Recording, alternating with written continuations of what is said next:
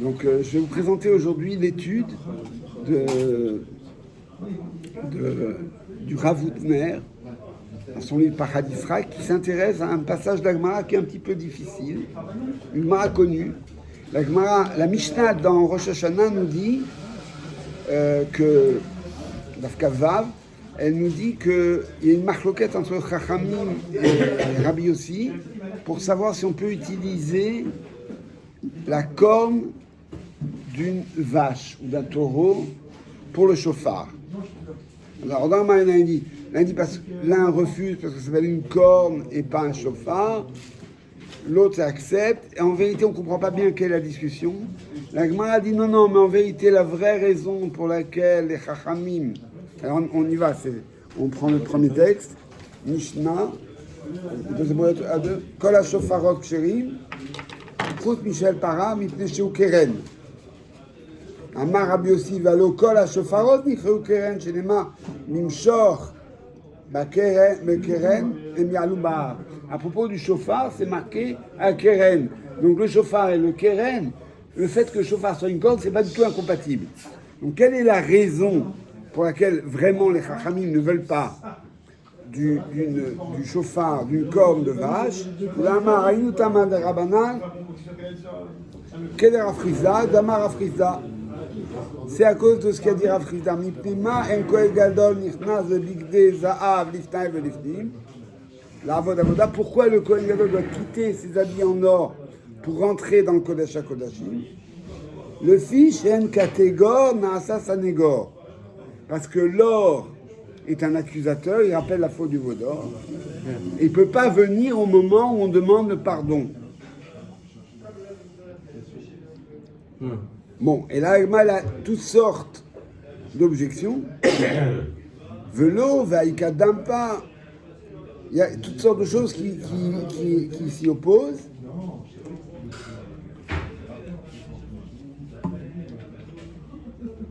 L'Agmara dit Veaïka Bigdezav, Machout, dans la dernière ligne d'Agmara, l'avant-dernière ligne, Veaïka Bigdezav, Machout, mais le Kohen Gadol, il mettait bien ses habits en or dans la Hazara pour faire toute la avoda d'Yom Kippour.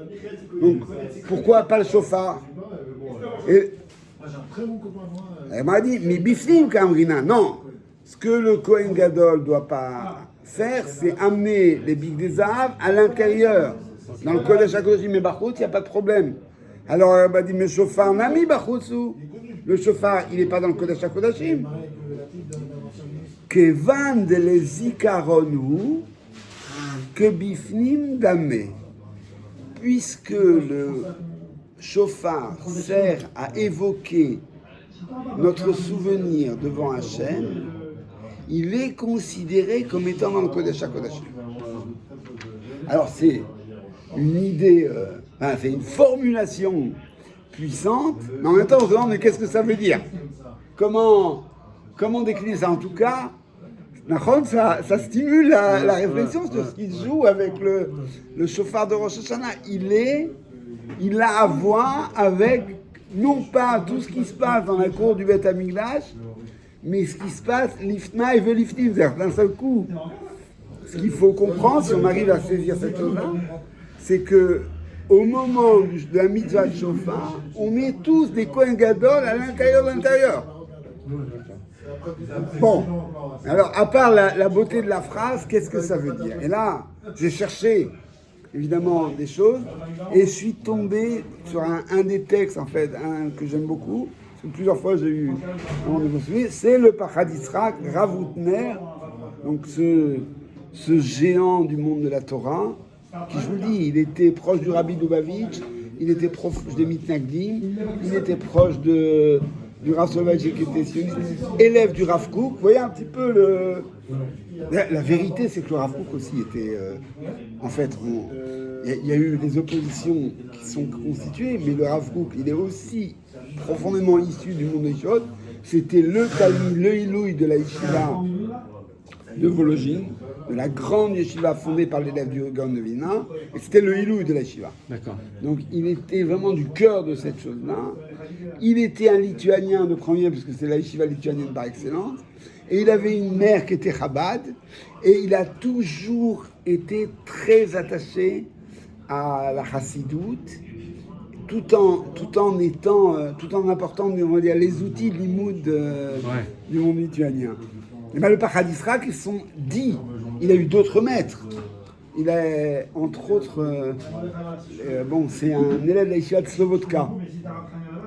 Et donc, il y a eu d'autres influences, mais lui, il dit que l'influence essentielle, c'est le Rav Kook. Alors, il reprend ce texte difficile.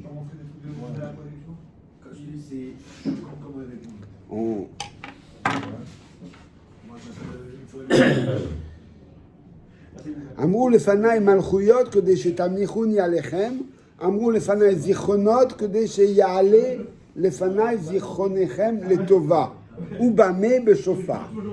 Donc c'est la mitzvah, c'est la Gemara qui dit, vous savez donc que dans le Moussaf de Rosh Hashanah, vous savez que la mitzvah de shofar, il y a deux moments. Il y a le moment qui suit la bracha du shofar, à la sortie du Sefer Torah, à la rentrée du Sefer Torah. Ça s'appelle Tekiyot de Miyoshev, des Tekiyot où on est assis. D'ailleurs, dans la communauté Sfarad, on est véritablement assis. Et puis, il y a les Tekiyot de la Hamida, de Moussaf. Et c'est les Tekiyot de Moussaf qui sont véritablement la mitzvah. Pourquoi ? Parce qu'elles accompagnent les brachot qui sont malchouyot, zichronot et shofarot, qui donnent cette ampleur à la mitzvah du shofar. Donc, vous réciterez les malchouyot, comment ? Avec le shofar. C'est très chaud.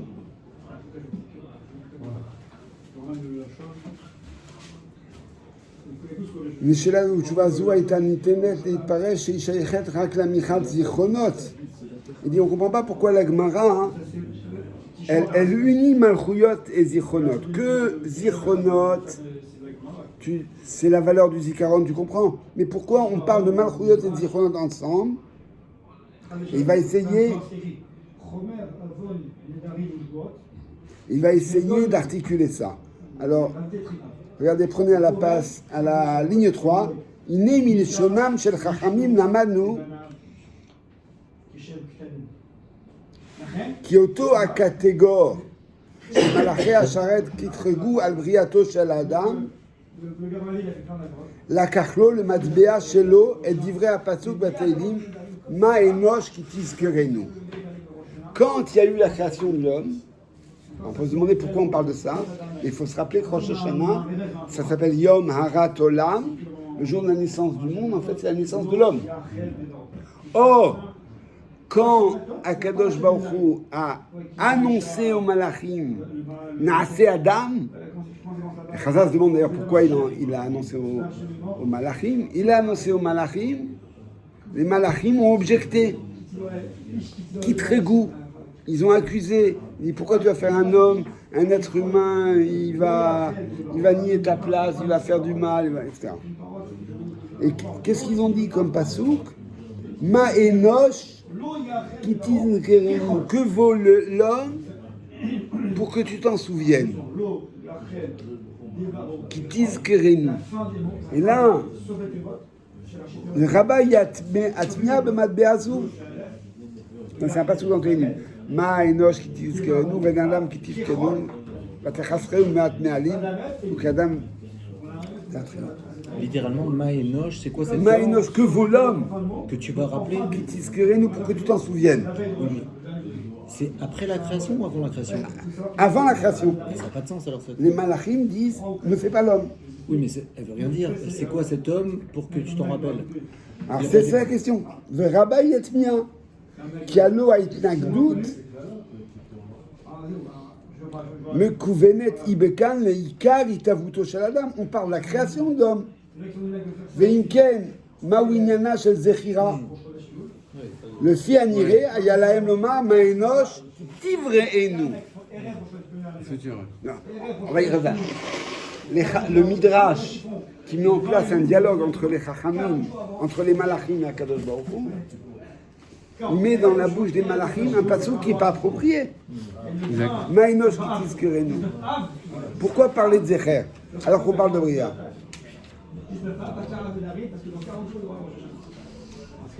Et là, chez Dafka, Biviutam, chez Sigmund Zé, le Matbea, Kitrugam, Dafka en choisissant cette forme de critique et d'accusation, Nignas Kolome Kitrugam, dont on va trouver tout le cœur de l'accusation des malachim sur l'être humain.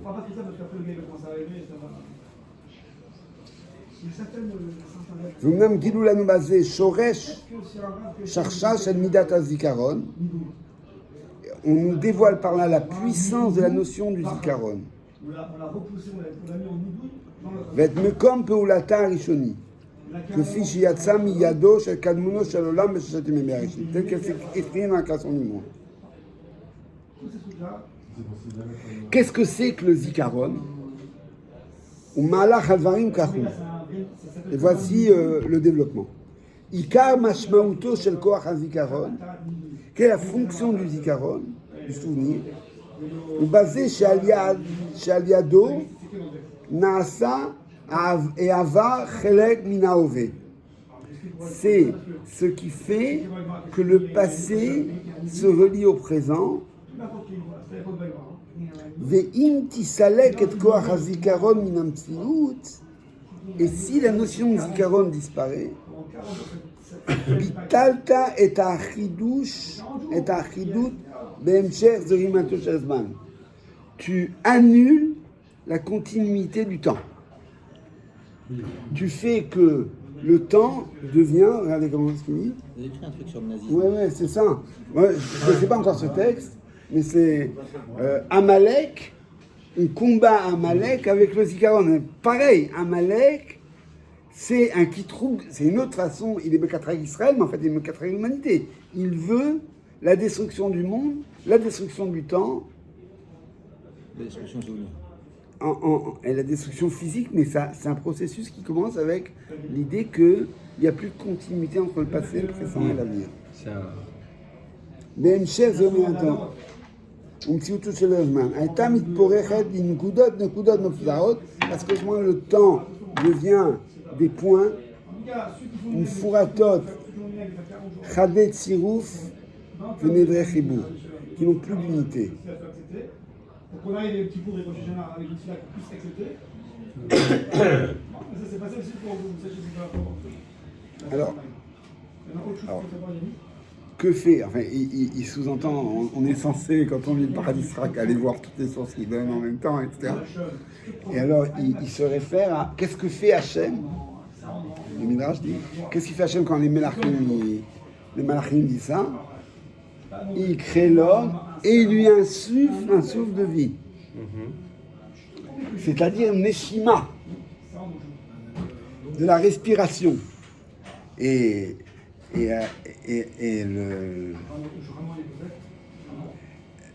en lui inspirant de la respiration, il a inspiré dans l'homme une dimension d'éternité, c'est-à-dire de continuité entre le passé, le présent et l'avenir, c'est-à-dire du zikaron. Pourquoi le souffle?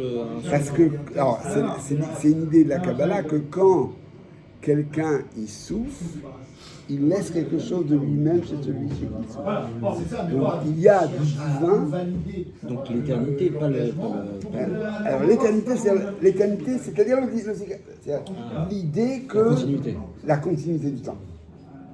Qu'on échappe à l'épisodique, aux instants qui s'effacent les uns après les autres. Et cette dimension-là, c'est la dimension de la respiration. Et c'est pour ça que le jour de Rosh Hashanah, c'est-à-dire le jour de la création de l'homme, on accomplit la seule mitzvah qui se fait par le souffle, qui est cette idée que le souffle nous renvoie au divin et nous renvoie à l'accusation des malachim et des autres qu'il ne fallait pas créer l'homme.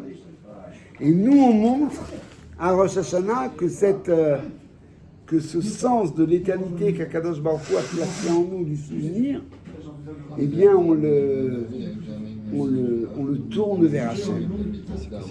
Et à ce moment-là, on est on est aux racines de la création du monde. On est devant qui c'est à Kavod. Il y a les malachim qui sont là, qui accusent. Il y a Akadosh Baruch Hu qui souffle et qui nous donne ce roi Chaim qui va nous permettre de parler. Le Talmud traduit roi Malela. Il part Be'apav Nishmat Chaim. Il a insufflé dans leur narine un souffle de vie. Le Talmud a mis un souffle, un pouvoir de parler, un souffle de parole. Et l'homme, à ce moment-là, le jour de Rosh Hashanah, il répond aux malachim et aux accusateurs en tournant ce souffle, en redonnant ce souffle vers Akadosh Baruch Hu, c'est-à-dire en assumant notre face-à-face avec Akadosh Baruch Hu. Nous ne soufflons pas dans un chauffard cachère, on insuffle quelque chose d'éternel dans un truc qui serait accusateur. Alors, c'est pas cachère. En utilisant maintenant, comme tu es dans ce grand moment d'accusation, qui se tient peut-être même encore plus haut que le Kodesh HaKodashim. Dans le Kodesh HaKodashim, le Kohen Gadol, Nefnas Tisnaï Velifnim pour demander le pardon d'Israël. Nous, on se tient devant qui c'est à Kavod pour réclamer, pour défendre la création de l'homme. C'est pas le moment de venir avec la corne du veau d'or. Avec la corne du veau d'or, oui. La corne de la vache, puisque ça va rappeler le veau d'or. Pourquoi ? Parce qu'on n'est pas dans une mitzvah comme les autres, on est Misnaï Velismi. C'est-à-dire, en fait, j'ai l'impression qu'on vit l'ADN du juif à ce moment-là, la plus pure qu'il soit, et ça serait l'antithèse que d'arriver avec un moment où on a fait l'inverse, ça veut dire on a voulu vivre l'immédiateté. C'est-à-dire que le moment de la faute, c'est un besoin d'immédiateté, de résultat. Exactement. D'impatience même. Ouais. C'est une faute d'impatience le veau d'or. C'est le contraire de la continuité. On a brisé la continuité du Sinaï avec cet écho du chauffard du chauffard du Sinaï qui devait nous accompagner, et on s'est laissé prendre dans l'immédiat, dans la jouissance immédiate, et dans l'oubli. Ouais. Et dans l'oubli, c'est le contraire du Zikaron. Ouais. Et donc toute cette minute à chauffard. Et alors il a un développement là-dessus, sur la bracha qu'on dit le matin, Elokai, Neshama, Shenatata, Bilteoraï, Ata Berata, Ata Etorta, où ils disent que tout ce texte, cette bracha qu'on dit comme ça le matin, il est récité précisément par rapport à ce moment où Akadosh Baruch Hu n'écoute pas les malachim et il insuffle ce souffle de vie dans l'homme et il crée et il ouvre l'histoire humaine. Il ouvre l'histoire humaine et donc à Rosh Hashanah, on est en train de... Donc, ce moment du Zikaron, on est en train de le retravailler, en fait. On est en train de retravailler, on utilise quoi ? Notre pouvoir de respirer. Moi, ça me connecte. Il faut que je vérifie si par distracteur aussi cette connexion. Ça me connecte à un truc dont on avait parlé dans le deuil du Homer. Vous vous rappelez les élèves de Rabbi Akiva qui mouraient entre Pessah et Shavuot. La Gemara demande pourquoi, et elle dit, alors si on a plusieurs situations, chez l'Onagou Kavod Zelazé. Oui, on a parlé de ce texte. Chez l'Onagou Kavod Zelazé. Alors, quand on est l'Onagou Kavod Zelazé, ils ne sont pas très polis, on ne comprend pas très bien que ça donne une tragédie pareille. Et puis en plus, on ne comprend pas, c'est les élèves de Rabbi Akiva. Rabbi Akiva, au centre de sa Torah, il y a l'Aftal et Hakamocha. Comment c'est ça, quand j'ai écrit dans un texte, comment les élèves du Chefetz Chaim, on dit à la yeshiva du Chefetz Chaim, ils disent toutes les mitzvot, mais la Shonara, pas terrible. Ouais. S'il y a un truc que les élèves font, et c'est des fois problématique, c'est qu'ils captent la mitzvah sur laquelle le Rav met un peu son focus, et ils laissent un peu le reste. Ouais. C'est contre-intuitif de penser que les élèves de Rabbi Akiva auraient abandonné. Alors, on peut dire que Rabbi Akiva aurait dit ça après, mais en fait, c'est pas la réponse. La vraie réponse, c'est que les élèves de Rabbi Akiva, ils faisaient l'Aftal HaKamocha. ils s'aimaient. Ils faisaient tout ce qu'il faut pour exprimer l'amour du prochain. Quelqu'un était dans le besoin, il venait lui apporter de l'aide. Quelqu'un était dans le deuil, il venait le consoler. Quelqu'un était dans la maladie, il venait le soutenir. Ils faisaient tout ce qu'il fallait. Mais quand il s'agissait de dire ce qu'est la Torah, là, ils ne se supportaient pas. C'est pas ça la Torah. Et alors, Vous voulez dire dans le limoud? dans le limoud, c'est-à-dire dans l'écoute, dans la prise de position de la Torah des autres. Dans le désaccord, qui est normal le désaccord, il y avait du mépris. L'onagou kavod zelazé. Et la Gemara continue et elle dit, et de quoi ils sont morts? Quand est-ce qu'ils sont morts? Entre Pessah et Shavuot. C'est-à-dire dans la période où on se prépare à recevoir la Torah. Et de quoi ils sont morts? Ça paraît un peu des malsaines. Ils sont morts de Ascara, c'est-à-dire une maladie un peu qui ressemble à la diphtérie, qui provoque un étouffement. Et le Maharal dit, bah oui, quand on n'est pas capable de donner du kavod à l'autre, on ne donne pas d'espace à l'autre, on ne peut pas respirer. La respiration, c'est d'établir un lien avec autre chose que soi-même. Respirer, inspirer, c'est établir un rapport de vie avec le monde. Et alors ici, on retrouve ça dans la mitzvah du shofar, dans l'idée de la respiration, qui est l'idée qu'il y a autre chose que soi-même. Oui, tout ça, c'est lié à l'idée de zikaron, c'est lié à l'idée de responsabilité, c'est l'idée à un monde qui a du sens. Yom Harat Olam, le jour de la naissance du monde, la naissance de l'homme. Et c'est ce jour-là, Rosh Hashanah, où on a cette mitzvah très très spéciale. On doit écouter un son qui n'est pas articulé, mais qui nous rappelle que nous sommes des respirants. J'ai entendu une fois un cours du Rav Regen, qui, je ne sais pas si je vais réussir à le transcrire, où il dit est-ce que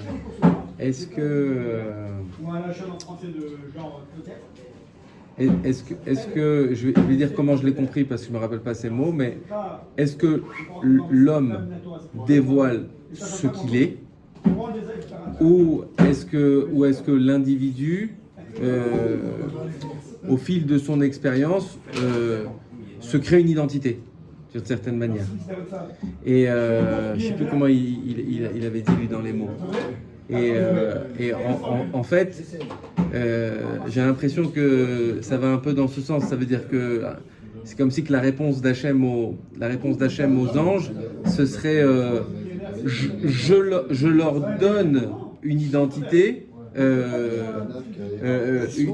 pureté, un souffle qui vient de moi. C'est-à-dire, vous les regardez avec un potentiel humain et les failles humaines, mais ils sont pas dans un devenir à créer, ils sont dans un devenir à vivre quoi, à dévoiler. Ouais, à dévoiler, voilà, à dévoiler. La Gemara dit dans Rosh Hashanah que, on revient là-dessus, la Gemara dit dans Rosh Hashanah que Bacher Boucham, c'est ce passage. Qu'on lit le premier jour de Rosh Hashanah, l'épisode de Hagar et Ishmael qui sont chassés, et ils sont perdus, ils vont mourir de soif. Et Hachem va leur dévoiler une source d'eau, et les malachim de nouveau disent mais pourquoi ils vont faire du mal plus tard à tes enfants. Et alors la Gemara dit, le texte dit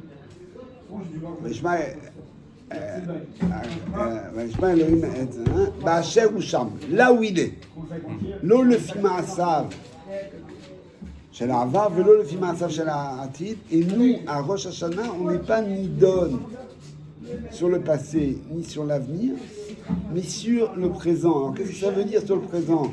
Le présent est attaché au passé et à l'avenir. Qu'est-ce qu'on fait de ce passé? Qu'est-ce qu'on en fait pour forger notre avenir? C'est ça qu'Akadosh Baruch Hu regarde le jour de Rosh Hashanah. Il n'est pas dans le compte de ce qui a été fait, il est dans le compte de qu'est-ce que je fais de ce qui a été fait. C'est là où Gagma dit de façon éblouissante, quand quelqu'un fait teshuva, meïra, quelqu'un fait teshuva parce que simplement il prend compte de la gravité du mal, donc il comprend qu'il a fait une erreur, ses fautes volontaires deviennent des shgagot. Mais quand il fait teshuva me'ahava, c'est-à-dire non pas simplement à cause de la responsabilité du mal, mais par l'attachement au bien, à ce moment-là, ces fautes deviennent des zérouillotes, c'est-à-dire qu'elles deviennent des étapes dans son développement. Il acquiert maintenant quelque chose de neuf et il se sert de ce qui était effectivement du mal pour avancer. Je donne toujours l'exemple des deux Golanim qui sont perdus dans la forêt amazonienne. Dans les blagues israéliennes, on prend toujours des Golanis parce qu'on dit eux, ils croient comme ils ont fait des tas de choses dans les combats, ils pensent ils viennent toujours à bout de tout, ils se retrouvent des fois dans des situations impossibles. Et alors ils se retrouvent tous les deux dans la forêt amazonienne, mais isolés, ils sont perdus. Et puis à un moment donné, ils se rencontrent. Et alors chacun croit que l'autre va le sauver. Il dit ah bah c'est bien. Maintenant que tu es là, dis-moi comment on sort de cette forêt amazonienne. Il dit mais moi aussi, je suis aussi perdu que toi. Et là le deuxième dit non. On s'est rencontrés, et donc si maintenant on additionne les fausses routes qu'on a prises l'un et l'autre, on va pouvoir trouver le chemin juste. Et si on fait de ce Rosh Hashanah, non pas une lamentation, une rumination du passé, mais une exploitation, de saisir quelles sont les choses qui nous ont amenés là où on ne voulait pas, et qu'on fait le point, et qu'on l'utilise pour faire un projet de vie, Bacharta Bachaim, Zochenu le Chaim, que cette année, cette Tafshin Pérez, soit une année de vie. Tichle Shana Vekilotea, Techel Shana Vekilotea. On pourrait croire que la Ba'ach Harusham, c'est le jugement de l'instantanéité. Alors c'est ça. Alors, c'est la tchouva qui permet de faire le lien entre un passé qu'on change ou qu'on nie, ou qu'on change, ou qu'on copie. C'est à nous de jouer. Mais c'est le sentiment de tchouva que je peux avoir, que j'exprime à Rosh Hashanah, qui va faire de cette continuité ce qu'est le jugement. Je transforme mon passé à un instant T. C'est là où tu es attendu. C'est là où tu es, d'après les Chazal, c'est là où tu es jugé. Qu'est-ce que tu fais de ce que tu as fait? Donc c'est pas de l'oubli, c'est pas non plus de la répétition, c'est pas non plus de l'accablement, c'est en tirer les conclusions. Oui, mais très souvent on a l'impression que Ba'ach Harusham, c'est un jugement instantané. On passe Kebnei Marom, on est jugé instantanément. Oui. En fait, c'est ma tchouva qui est analysée. C'est-à-dire ce que je suis. Ce que je suis, ce que ma tchouva transforme. Si je fais pas ce travail, alors donc on est tous dans un jugement instantané. Oui, mais on est dans un jugement instantané, mais qui est une sorte d'intégrale. C'est ça. C'est pas parce que c'est instantané que ça ne tient pas compte du passé. C'est une intégrale. Mais c'est le passé que je décide instantanément. Ouais. C'est quoi ton message en deux mots quoi, c'est pas mon passé, je viens pas avec ce que j'ai fait. Finalement, c'est quoi ton message? Là, c'est le moment de donner son message. J'interprète Il y a une anecdote qu'on rapporte. Le présent n'existe pas. C'est ça. Il y a une anecdote qu'on rapporte. Ça y est, tu es dans l'avenir. C'est tout. C'est tout le passé à l'avenir, le présent. C'est une notion qui Il y a une anecdote qu'on rapporte d'un grand capitaine d'industrie, je ne me rappelle plus. Il y avait un responsable de projet, un très gros projet qui a coûté très cher, et le responsable de projet, il a pas bien tenu son programme, le projet a échoué. Et alors il s'est présenté devant le patron, il a présenté sa lettre de démission. Et le patron il lui a dit, avec tout ce qu'on a investi en perte dans le projet que tu as fait, tu crois qu'on va te laisser partir? Et c'est... Au moins assume. Non, oui, c'est ça. chez Averot, on a un qui se Et jump avec.